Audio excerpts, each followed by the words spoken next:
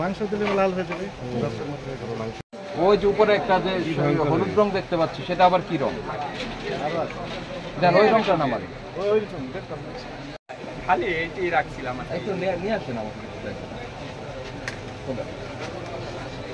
আমি একটা কথা বলি ভাই, এটা কি জন্য বিক্রি করে?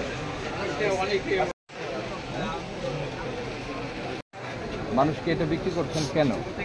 আপনি তো আমি হয়তো নিয়েছি আমার ভাই বেঁচে ওই হিসাবে আমি যদি না বেশি ওই ভাইয়ের কাছে নেয়, তার মানে আপনারা ভাইয়েরা যত থাকলে সেই কাজ করছেন। খাবেন খেতে পারবেন?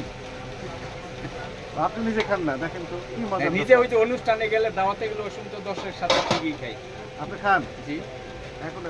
এখন শাড়ির রং, গামছার রং আপনারা এনে খাবারে মিশাই দিচ্ছেন, খাবারের জন্য আপনারা বিক্রি করছেন, এটা তো ঠিক না।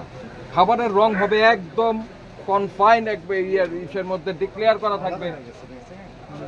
অন্য ভাই বিক্রি না করে যদি মনে করেন যে আমরা ভোট ছেলে যাই, সেখানে যদি আমরা না পাইতাম তাহলে তারা আমরা আনতেও পারতাম না, আরেক ভাইয়ের চাইতেও দিতেও পারতাম না, এই এরকমই আর কি।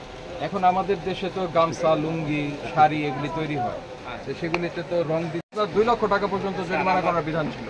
আমার কথা শোনেন আগে আপনি, আপনার ক্যাশে কি আছে আমরা জানি না, এটা আমাদের জানার কথা না।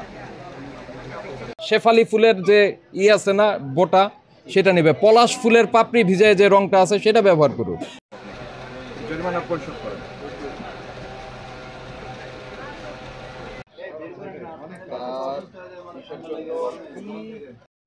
এটা একটু বলবেন, আমরা একটু নিই সার্ভিস তারিখ ব্যাপারটা নাকি যাবেন?